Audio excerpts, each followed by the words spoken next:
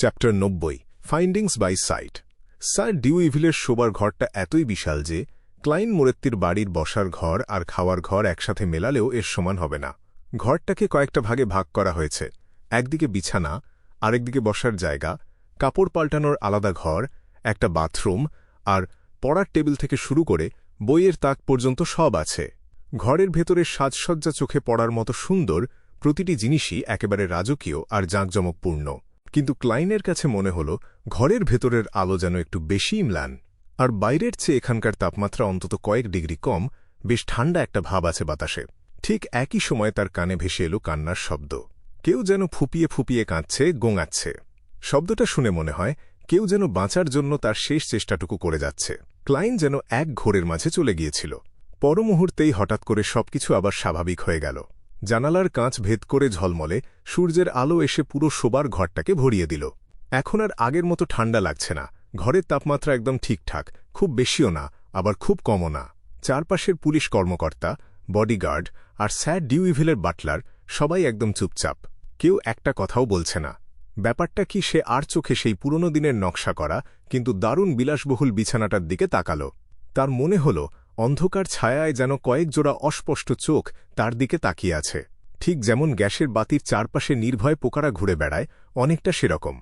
ক্লাইন আরও কয়েক পা সামনে এগিয়ে গেল, আর সাথে সাথেই তার স্পিরিট ভিশনে দেখতে পাওয়া আগের সেই দৃশ্যগুলো পুরোপুরি গায়েব হয়ে গেল। এটা সাধারণ কোনো প্রেতাত্মা বা খারাপ আত্মা নয়। তাহলে জিনিসটা আসলে কি? ক্লাইন ভ্রু কুঁচকে ভাবল। সে এতদিন ধরে মিস্টিসিজম নিয়ে যা যা শিখেছে সবকিছু নিজের মনে হাতড়ে দেখার চেষ্টা করল। সে যা বুঝতে পারল তাতে এই কাজটা যদি কোনো কর্পস কালেক্টর, গ্রেভ ডিগার অথবা স্পিরিট মিডিয়ামের হাতে পড়ত, তাহলে তাদের জন্য ব্যাপারটা অনেক সহজ হতো। এটা যে ক্লাইনের নিজের দক্ষতার ভেতরে পড়ে না, সেটা সে খুব ভালো করেই বুঝতে পারল। তদন্তের জন্য ডিভিনেশন ব্যবহার করার একটা তীব্র ইচ্ছা হচ্ছিল তার, কিন্তু সে নিজেকে সামলে নিল। তার মাথায় যে কয়েকটা সন্দেহ ঘুরপাক খাচ্ছিল সেগুলো নিশ্চিত করার জন্য সে ধীরে ধীরে ঘরের চারদিকে তাকিয়ে অন্য কোনো প্রমাণের খোঁজ করতে লাগল। ইন্সপেক্টর স্যার ডিউইভিল একটু ইতস্তত করে জিজ্ঞেস করলেন, আপনি কি কিছু বুঝতে পারলেন? কাজটা যদি এতই সহজ হতো তাহলে আমার মনে হয় আমার সহকর্মীরা এতদিন বসে থাকত না। ক্লাইন উত্তর দিল। কথাগুলো বলার সময় সে নিজের অজান্তেই এই দানবীর মানুষটির দিকে একবার তাকাল। সে যখন নিজের দৃষ্টি সরিয়ে নেওয়ার কথা ভাবছে, ঠিক তখনই হঠাৎ তার চোখে পড়ল একটা ছায়া। স্যার ডিউইভিলের পেছনে থাকা আয়নায় একটা আবছা সাদা মানুষের অবয়ব দেখা যাচ্ছে। না, শুধু একটা অবয়ব নয়, অনেকগুলো মানুষের ছায়া যেন একে অপরের ওপর এসে পড়েছে, আর সব মিলিয়ে তৈরি হয়েছে একটা সাদা বিকৃত মূর্তি। মূর্তিটা মুহূর্তের জন্য আয়নায় ভেসে উঠেই মিলিয়ে গেল, আর ক্লাইনের মনে হল সে আবার সেই অস্পষ্ট কান্নার শব্দ শুনতে পাচ্ছে। উফ! ক্লাইন একটা বড় শ্বাস ছাড়ল নিজেকে শান্ত করার জন্য। ভয় পেয়ে সে তার বন্দুকটা প্রায় বের করেই ফেলেছিল। স্পিরিট ভিশন আর এত প্রখর আধ্যাত্মিক অনুভূতির কারণে একদিন আমি ভয়ই মারা পড়ব। ক্লাইন নিজের মনে একটু মজা করে তার এই টানটান উত্তেজনা কমানোর চেষ্টা করল। এরপর সে আবারও স্যার ডিউইভিলের দিকে মনোযোগ দিল। এবার সে একটু অন্যরকম কিছু দেখতে পেল। স্যার ডিউইভিল এখন তার শোবার ঘরে আছেন, আর তার চারপাশে একটা আবছা আর বিকৃত মূর্তি যেন চিকচিক করছে। মূর্তিটার কারণে ওই জায়গাটার আলো যেন কিছুটা কমে গেছে বলে মনে হচ্ছে। মূর্তিটা যখনই ভেসে উঠছে তখনই তার সাথে শোনা যাচ্ছে অদ্ভুত এক কান্নার আর গোঙানির শব্দ। সাধারণ কোনো মানুষের পক্ষে এই শব্দ শোনা প্রায় অসম্ভব। স্বাভাবিক অবস্থায় সাধারণ মানুষের পক্ষে এটা শোনা প্রায় অসম্ভব। এটা কি এখন দিনের বেলা বলে? ক্লাইন ভাবতে ভাবতে নিজের মনেই মাথা নাড়ল। এই ঘটনাটা আসলে কি সে সম্পর্কে সে একটা প্রাথমিক ধারণা পেয়ে গেল। এটা আসলে তীব্র ক্ষোভ আর আক্রোশ যা স্যার ডিউইভিলকে তাড়া করে ফিরছে। মানুষের মৃত্যুর আগে তার মনের মধ্যে জমে থাকা কোনো অপূর্ণ আবেগ বা কষ্টের কারণে তৈরি হওয়া আধ্যাত্মিক অবশিষ্টাংশ হল এই জিনিস। এই ধরনের ক্ষোভ যদি দীর্ঘ সময় ধরে এই পৃথিবীতে রয়ে যায় তাহলে তারা আস্তে আস্তে আরও শক্তিশালী হয়ে ওঠে, আর একসময় তারা এক ভয়ঙ্কর আর রাগী আত্মায় পরিণত হয়। কিন্তু স্যার ডিউইভিল তো একজন বেশ নামকরা দানবীর। বেনসন মোরেটির মতো খুঁতখুঁতে মানুষও এই লোকটিকে অনেক সম্মান করে। তাহলে মৃত মানুষদের এমন ক্ষোভ তাকে কেন তাড়া করে বেড়াবে? এই লোকটা কি আসলে দুই মুখের মানুষ? বাইরে একরকম আর ভেতরে অন্যরকম? নাকি এর পেছনে খারাপ উদ্দেশ্য থাকা কোনো বিয়ন্ডারের হাত আছে? ক্লাইন সন্দেহের চোখে এই সম্ভাবনাগুলো নিয়ে ভাবতে লাগল। কিছুক্ষণ চিন্তা করার পর সে স্যার ডিউইভিলের দিকে তাকাল আর বলল, সম্মানিত স্যার, আপনাকে আমার কিছু প্রশ্ন করার ছিল।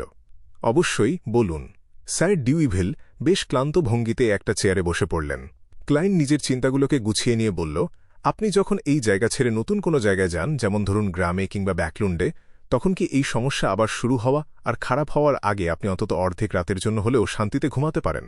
আর দিনের বেলায় ঘুমানোর সময়ও কি আপনি এই গোঙানি আর কান্নার শব্দগুলো শুনতে পান? কথাটা শুনে স্যার ডিউইভিলের আধবোজা চোখগুলো হঠাৎ বড় বড় হয়ে গেল। তার গাঢ় নীল চোখের তারায় হঠাৎ করেই যেন আশার আলো ঝলমল করে উঠল। হ্যাঁ, একদম ঠিক। আপনি কি সমস্যার মূল কারণটা খুঁজে পেয়েছেন? আর তখনই তার খেয়াল হল, টানা অনেকদিন ঘুম না হওয়া আর মানসিক অবস্থা খুব খারাপ থাকার কারণে সে পুলিশকে এত গুরুত্বপূর্ণ একটা তথ্য দিতে একেবারেই ভুলে গিয়েছিল। ক্লাইনের এই প্রশ্নের মাধ্যমে দারুণ একটা কাজের তথ্য বেরিয়ে আসায় ইন্সপেক্টর টোল বেশ স্বস্তি পেলেন। তিনি বুঝতে পারলেন এই নাইট হক কোনো একটা ক্লু খুঁজে পেয়েছে। সার্জেন্ট গেটও ব্যাপারটা দেখে বেশ অবাক হলেন, আর তার মধ্যে কৌতূহলও জেগে উঠল। তিনি এই সাইকোলজিক্যাল এক্সপার্ট ক্লাইনের দিকে খুব মনোযোগ দিয়ে না তাকিয়ে পারলেন না। এই ব্যাপারগুলো ধীরে ধীরে কাউকে আষ্টেপৃষ্ঠে জড়িয়ে ধরা আর একটু একটু করে জমা হওয়ার বৈশিষ্ট্যের সাথে একেবারে মিলে যাচ্ছে। উত্তরটা পাওয়ার পর ক্লাইন সমস্যার মূল কারণ সম্পর্কে অনেকটাই নিশ্চিত হয়ে গেল। এখন স্যার ডিউইভিলকে এই যন্ত্রণা থেকে মুক্তি দেওয়ার জন্য তার হাতে দুটো রাস্তা খোলা আছে। প্রথমটা হল এই মানুষটার ঠিক চারপাশে একটা বেদি বা অল্টার তৈরি করা, আর তারপর রিচুয়ালিস্টিক ম্যাজিক ব্যবহার করে মৃতদের এই ক্ষোভকে পুরোপুরি দূর করে দেওয়া। আর দ্বিতীয় উপায়টা হল অন্য কোনো মিস্টিসিজম পদ্ধতি ব্যবহার করে সমস্যার একেবারে শেকড়টা খুঁজে বের করা এবং সেখান থেকেই এর সমাধান করা। সাধারণ মানুষ যেন কোনোভাবেই বিয়ন্ডারদের ক্ষমতার কথা জানতে না পারে, সেই নিয়মের কথা মাথায় রেখে ক্লাইন ঠিক করল সে প্রথমে দ্বিতীয় পদ্ধতিটাই চেষ্টা করে দেখবে। যদি সেটা কোনো কাজে না আসে, কেবল তখনই সে দেবীর কাছে প্রার্থনা করবে। স্যার, আপনার সমস্যাটা আসলে একটা সাইকোলজিক্যাল বা মানসিক রোগ। ক্লাইন স্যার ডিউভিলের দিকে তাকিয়ে একদম সিরিয়াস মুখে এই আজেবাজে কথাটা বলল। স্যার ডিউভিল অবাক হয়ে তার ভ্রু কুঁচকালেন। তারপর জিজ্ঞেস করলেন, আপনি কি বলতে চাইছেন আমি একজন মানসিক রোগী? আমাকে কি এখন পাগলা গারদে যেতে হবে? না না, এত মারাত্মক কিছু নয়। সত্যি বলতে বেশিরভাগ মানুষেরই কমবেশি কোনো না কোনো মানসিক সমস্যা থাকে। ক্লাইন খুব সহজভাবে তাকে সান্ত্বনা দিল। আমাকে আমার পরিচয়টা আরেকবার দিতে দিন। আমি আওয়া কাউন্টি পুলিশের একজন সাইকোলজিক্যাল এক্সপার্ট। স্যার ডিউইভিল আর তার বাটলার দুজনেই ইন্সপেক্টর টোলের দিকে তাকালেন। এই মানুষটি তাদের আগে থেকেই পরিচিত। ইন্সপেক্টর টোল খুব গম্ভীরভাবে মাথা নেড়ে হ্যাঁ সূচক সম্মতি জানালেন। তিনি নিশ্চিত করলেন যে ক্লাইনের কথাটা একদম সত্যি। ঠিক আছে, তাহলে আমার চিকিৎসার জন্য এখন আমাকে কি করতে হবে? তাছাড়া আমি একটা জিনিস বুঝতে পারছি না, আমার বাটলার, বডিগার্ড আর কাজের লোকেরাও কেন ওই কান্নাকাটি আর গোঙানির শব্দ শুনতে পায়? স্যার ডিউইভিল তার হাঁটার ছড়িটা দু হাতে আঁকড়ে ধরে বেশ বিভ্রান্ত চোখে তাকালেন। ক্লাইন একেবারে পেশাদারদের মতো উত্তর দিল, সমস্যাটা পুরোপুরি সমাধান হয়ে যাওয়ার পর আমি আপনাকে সবকিছু বুঝিয়ে বলব। দয়া করে আপনার বাটলার, কাজের মানুষ আর বডিগার্ডদের এখান থেকে চলে যেতে বলুন। ইন্সপেক্টর টোল আর সার্জেন্ট গেট, আপনারাও দয়া করে একটু বাইরে যান। প্রথম ধাপের চিকিৎসা শুরু করার জন্য আমার একদম শান্ত একটা পরিবেশ দরকার। ম্যাজিক দিয়ে চিকিৎসা ইন্সপেক্টর টোল মনে মনে কথাটা যোগ করলেন এবং স্যার ডিউইভিলের দিকে তাকিয়ে সম্মতি জানিয়ে মাথা নাড়লেন। স্যার ডিউইভিল অন্তত 10 সেকেন্ডের মতো একদম চুপ করে থাকলেন। তারপর বললেন, কালেন, এদের সবাইকে দোতলার বসার ঘরে নিয়ে যাও। জি স্যার। বাটলার কালেন এই কথার কোনো প্রতিবাদ করল না, কারণ নির্দেশটা এসেছে একজন পুলিশ অফিসার, একজন প্রবেশনারি ইন্সপেক্টর এবং একজন সাইকোলজিক্যাল এক্সপার্টের কাছ থেকে। তারা একে একে ঘর থেকে বেরিয়ে যাওয়ার পর ক্লাইন দরজাটা বন্ধ করে দিল। তারপর সে গাঢ় সোনালি চুল আর নীল চোখের অধিকারী স্যার ডিউইভিলের দিকে তাকাল। সে বলল, স্যার, দয়া করে আপনার বিছানায় শুয়ে পড়ুন। একদম রিল্যাক্স করুন আর ঘুমানোর চেষ্টা করুন। ঠিক আছে। স্যার ডিউইভিল তার কোট আর হ্যাটটা কাপড়ের র্যাকে ঝুলিয়ে রাখলেন। তারপর আস্তে আস্তে হেঁটে বিছানার কাছে গিয়ে শুয়ে পড়লেন। ক্লাইন জানালার সবগুলো পর্দা টেনে দিল, ফলে পুরো ঘরটা একেবারে অন্ধকার হয়ে গেল। সে তার গলার লকেটটা খুলে নিল এবং ঘরে কোনো বিপদ লুকিয়ে আছে কিনা সেটা বোঝার জন্য চটজলদি তার স্পিরিট পেন্ডুলামটা ব্যবহার করল। এরপর সে বিছানার শেষ মাথায় রাখা দোল চেয়ারটাতে বসল। সে নিজের মনের মধ্যে একটা গোল আলোর কল্পনা করে কজিটেশন অবস্থায় চলে গেল। সে তার চোখের সামনে আধ্যাত্মিক জগৎটাকে পুরোপুরি প্রসারিত হওয়ার সুযোগ করে দিল। তারপর সে চেয়ারে হেলান দিয়ে বসে গভীর ঘুমে তলিয়ে গেল, যাতে তার অ্যাস্ট্রাল প্রজেকশন বাইরের জগতের সাথে যোগাযোগ স্থাপন করতে পারে। সে আসলে ড্রিম ডিভিনেশন কৌশলটা ব্যবহার করছিল। এর মাধ্যমে সে নিজেকে এমন একটা আধ্যাত্মিক পরিবেশে নিয়ে যাচ্ছিল যেন সে কোনো স্বপ্ন দেখছে। তার উদ্দেশ্য ছিল স্যার ডিউইভিলকে তাড়া করে ফেরা প্রতিটি ক্ষোভ আর আক্রোশের সাথে সরাসরি যোগাযোগ করা, কারণ একমাত্র এই যোগাযোগের মাধ্যমেই সে তার কাঙ্ক্ষিত উত্তরটা পাবে এবং এই সমস্যার সমাধান করতে পারবে। হুশ হুশ হুশ! ক্লাইনের কানে একটা করুণ কান্নার শব্দ প্রতিধ্বনিত হতে লাগল। সে দেখতে পেল যে সেই সাদা প্রায় স্বচ্ছ অবয়বগুলো তার চারপাশে ভেসে বেড়াচ্ছে। একটা যন্ত্রণাকাতর গোঙানির শব্দ চারদিকে ছড়িয়ে পড়ল।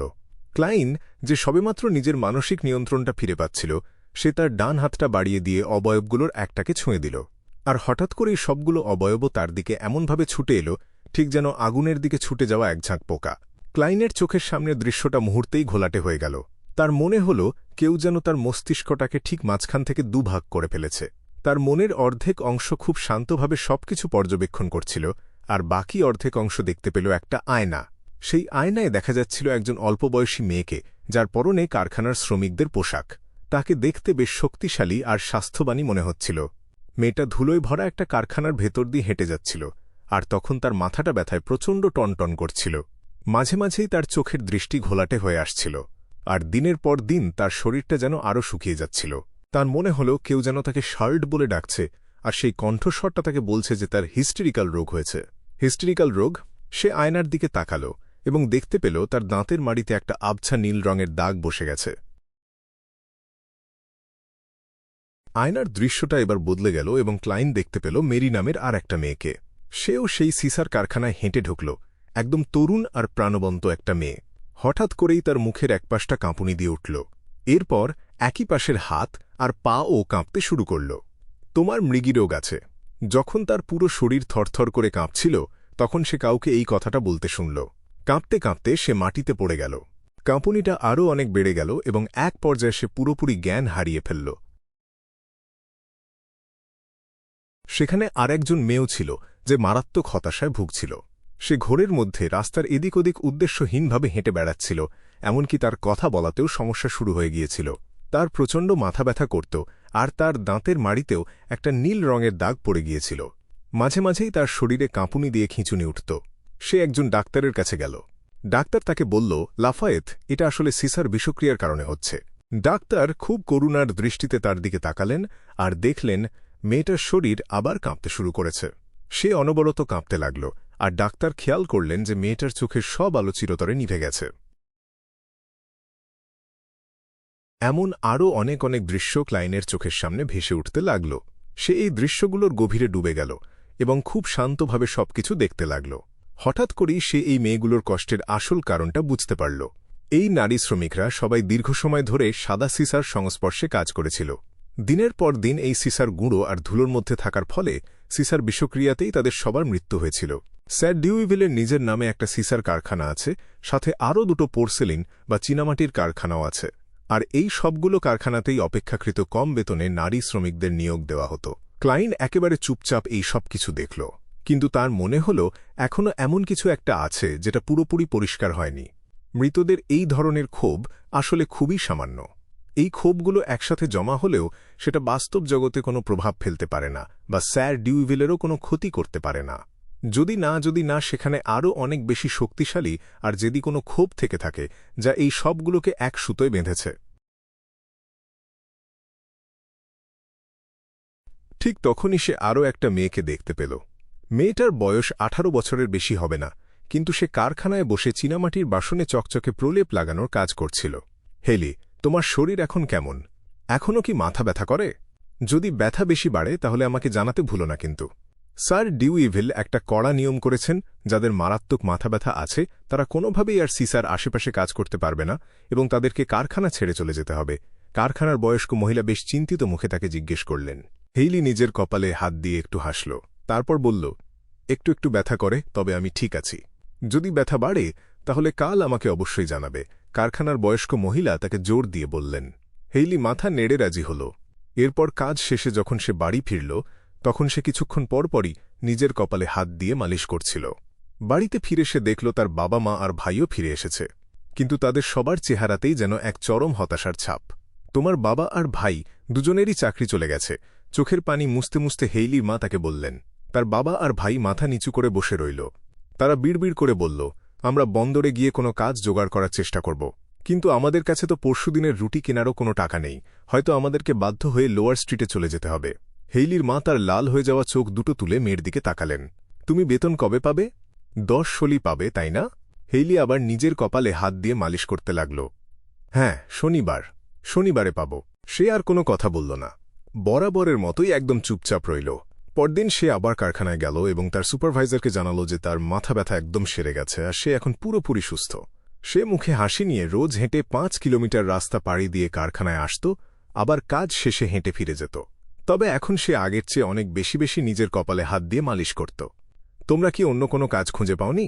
কালো রুটি দিয়ে ফোটানো স্যুপের দিকে তাকিয়ে হেইলি তার বাবা আর ভাইকে এই কথাটা না জিজ্ঞেস করে পারল না।